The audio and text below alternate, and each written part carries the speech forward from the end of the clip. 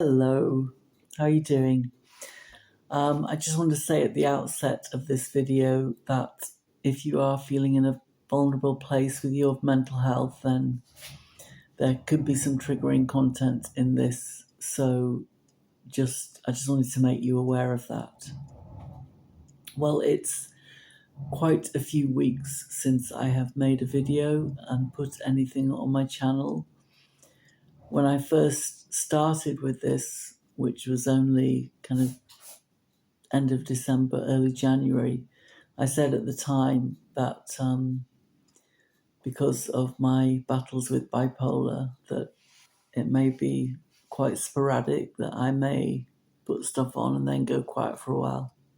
Well, I have been very quiet for several weeks because I have been contending with really bad depression. It's just so hard. It is just so hard. And if you know, you know. It's so hard. And as a Christian, I think I've said this before on the videos that I've done, but that's also really hard because I beat myself up that I'm not doing a good enough job of being a Christian. But I've got to stop that. I've really got to stop that. I've got to change some neural pathways. I've got to change the negative messages to myself. I've got to be kind to myself.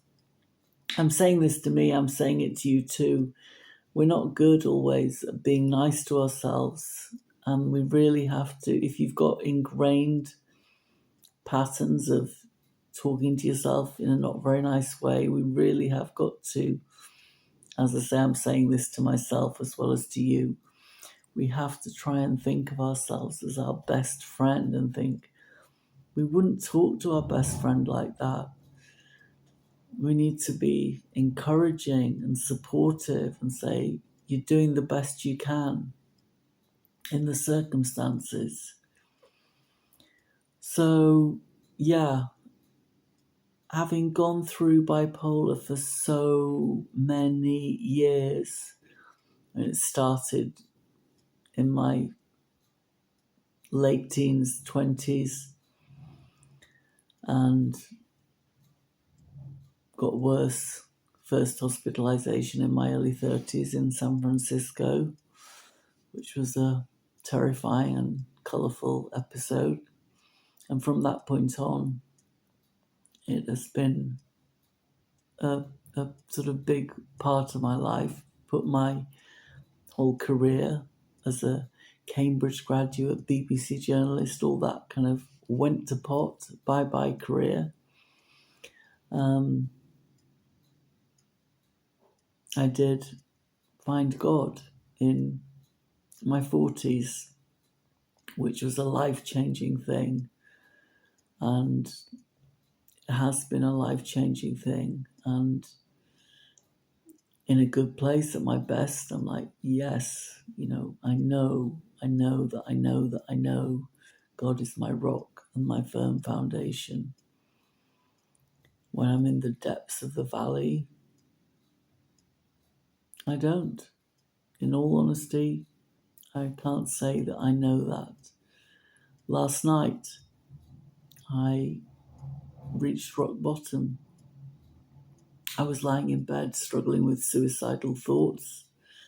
Just like, I just can't go on with this. I've been in a pattern for the last year of being kind of in 4 weeks up. I can conquer the world, I can do this and that, I can write, I can paint, I can run a ministry, which I'm trying to do, and then crash. I come crashing down, I go into this very dark place. And even after all these years, when I'm in the dark place, I can't see I'm ever going to come out of it. And when I'm in the good place, I think, yes, wow, this is it. There is a certain sense of progression when I'm in that light place. I feel like I've gone further forward. in my understanding or in some way. And I think I've done it. I've made it through. Everything's going to be all right. But I don't sleep, and everything gets a bit too hectic, and then after a few weeks, 4 weeks of sleeping about 3 or 4 hours a night, I crash and down I come. So last night I reached rock bottom, thinking about how I really could just check out.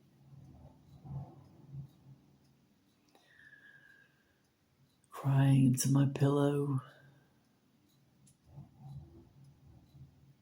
making funeral plans.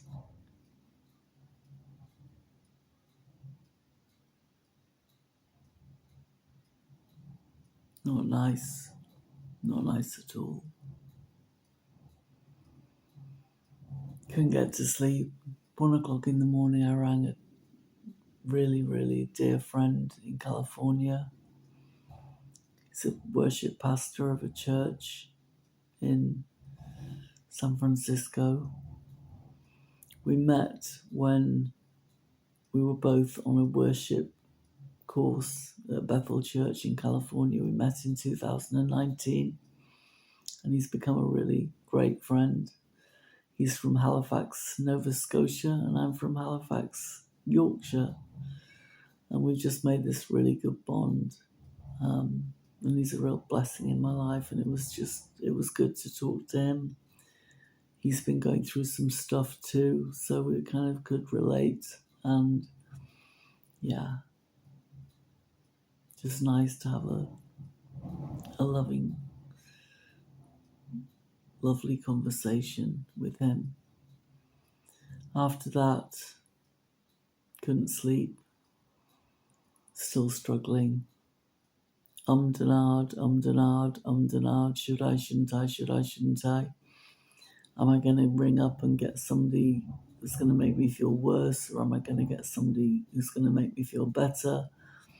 But in the end, I decided to hit the dial button, and I called somebody from my mental health. I called somebody from the mental health crisis team, and I struck gold. I got this absolutely lovely young woman who was just empathetic and just really wonderful to talk to.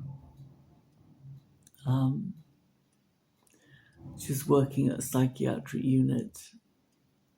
She works out of a psychiatric unit near where I live, and strangely enough, I have been a patient there, but I also actually worked a shift there because I worked for several years from 2016 until 2023 when I became seriously unwell. I had a major breakdown, ended up sectioned down south for 3 months in a hospital in Hertfordshire, had a pulmonary embolism, ended up in a wheelchair, total nightmare.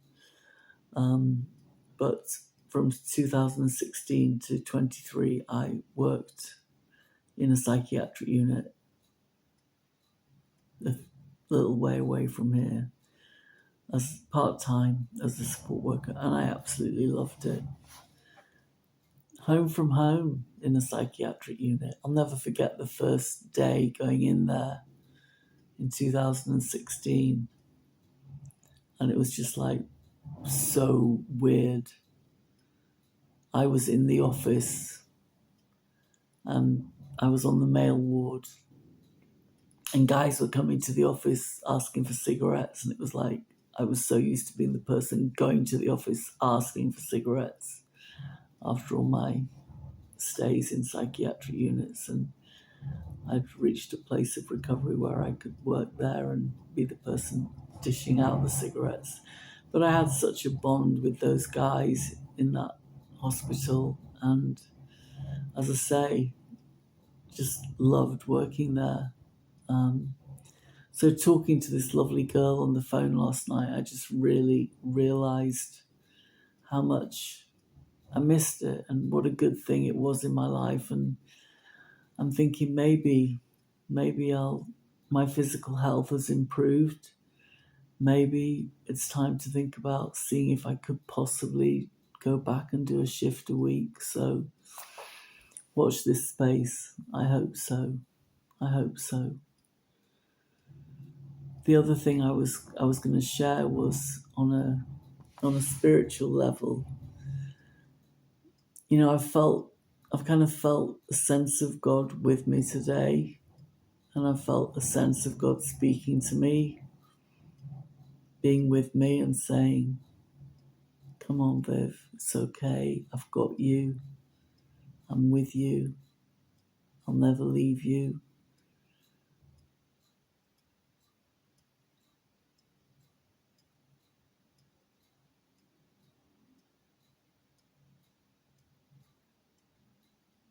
But when I get into that dark place, the voice of the enemy is so strong and overpowering. And it's a battle. We are in a battle. Do you know that? We are in a battle, a major battle. The forces of good and evil, dark and light. And I need to remember to put on the armour of God. I'm going to read from the Bible. I'm going to read from Ephesians 6, this passage which is called the armour of God. Chapter 6 from verse 10. Finally, be strong in the Lord and in his mighty power. Put on the full armour of God so that you can take your stand against the devil's schemes. For our struggle is not against flesh and blood, but against the rulers, against the authorities, against the powers of this dark world, and against the spiritual forces of evil in the heavenly realms. Therefore put on the full armour of God, so that when the day of evil comes, you may be able to stand your ground. And after you have done everything, to stand. Stand firm then, with the belt of truth buckled around your waist, with the breastplate of righteousness in place, and with your feet fitted with the readiness that comes from the gospel of peace. In addition to all this, take up the shield of faith, with which you can extinguish all the flaming arrows of the evil one.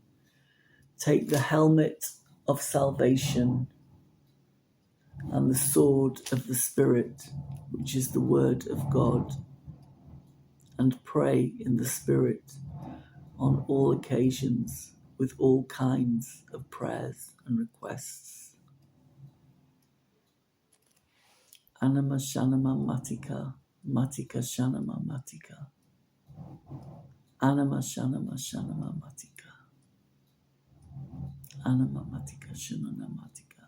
Anama Matika. Shanama Matika. Oravana Matika Shanama.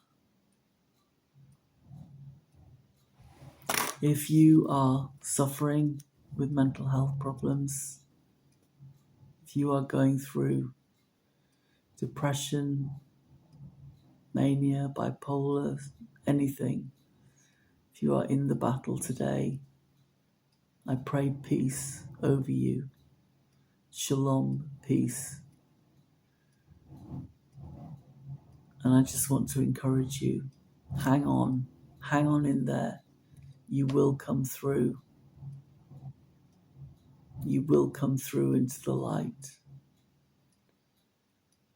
Reach out to somebody if you're struggling. Call the Samaritans, call the crisis team, call a friend, call somebody.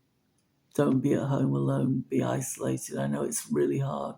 Sometimes I find it really hard to think who's going to understand. But Samaritans, local mental health crisis team, talk to somebody. Don't suffer in silence, don't suffer alone. Yeah. And I pray you have a blessed day. The best is yet to come. Yeah. Talk to you soon. Take care.